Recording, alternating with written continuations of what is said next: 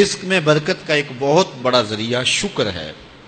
ارشاد فرمایا لَإِن شَكَرْتُمْ لَأَزِيدَنَّكُمْ، اگر تم شکر کرو گے وہ تمہیں اور زیادہ عطا کرے گا، اور اگر تم شکر نہیں کرو گے وَلَئِن كَفَرْتُمْ، کفران نعمت کرو گے، إِنَّ عَذَابِي لَشَدِيدٌ، تو پھر میرا عذاب بڑا سخت ہے۔ رزق کے اضافے کا ایک اور بہت بڑا سبب انفاق فی سبیل اللہ ہے۔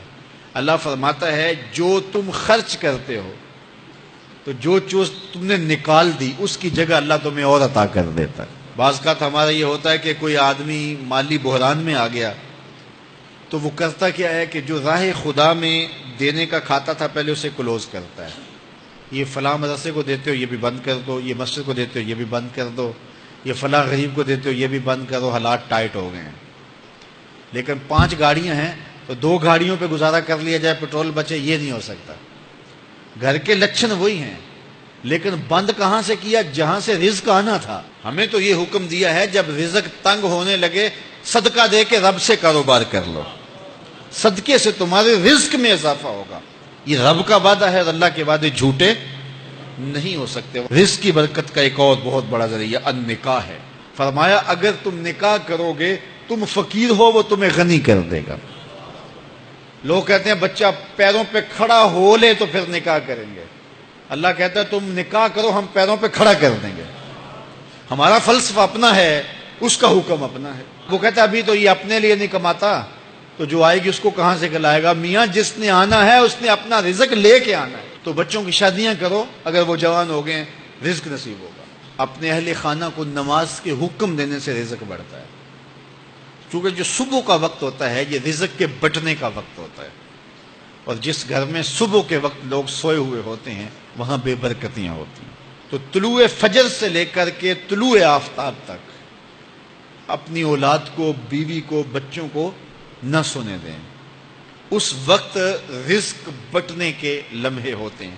کثیر دعائیں مانگیں، تلاوت کلام مجید پڑھیں، اور نماز فجر مرد حضرات مسجدوں میں جا کے باجماعت ادا کریں، اور گھروں میں جو ہے وہ بیٹیاں بہنیں مصلے بچھا لیں تو اللہ کی رحمتوں کا نزول ہوگا۔ اب ایک حدیث میں رزق کے اضافے کا ایک اور نسخہ ارشاد کیا گیا۔ میرے حضور نے فرمایا جو شخص یہ چاہتا ہے کہ اس کے رزق میں برکتیں ہو اور اس کی عمر میں اضافہ ہو تو وہ اپنے رشتہ داروں کے ساتھ سلوک اچھا کرے۔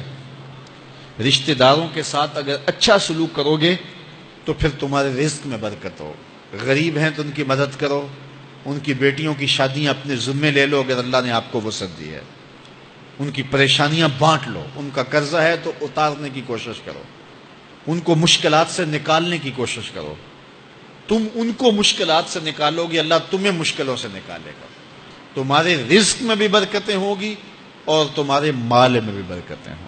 فرمایا بہتر صدقہ وہ ہے جو ناراض غریب رشتہ دار کو دیا جائے۔ اگر وہ پھنس گیا ہے، مجبور ہے، ناراض ہے، تو اس کو اگر دیں گے تمہارا نفس اس میں شامل نہیں ہوگا، تو یہ افضل صدقہ ہے جو ہر صورت میں قبول ہی قبول ہے۔ رزق کے اضافے کا ایک اور سبب الاحسان الی الضعفاء، جو کمزور لوگ ہیں ان کے ساتھ اس نے سلوک کرنا۔ الانفاق علی طلبۃ العلم، طالب علموں پہ خرچ کرنا، یہ بھی رزق میں اضافے کا سبب اور ذریعہ ہے۔ وہ حضرت بابا فرید نے کہا نا چھٹا رکن دین کا روٹی ہے۔ گھر میں کچھ نہ ہو تو پھر نہ نماز اور نہ ہی دیگر امور کی لذت آتی ہے، تو یہ رزق فراواں اور وسیع اور مبارک نصیب کر دے اللہ۔